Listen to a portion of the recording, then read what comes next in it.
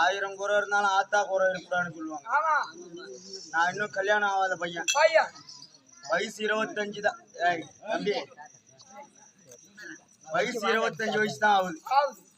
என்ன இப்படி பேசுறான அப்படின்னு ஒருத்தவங்க வாய் பட்டு ஒருத்தவங்க வாய் இல்லைனாலும் ஒருத்தவங்க வாய் சொல்லி பழிச்சு.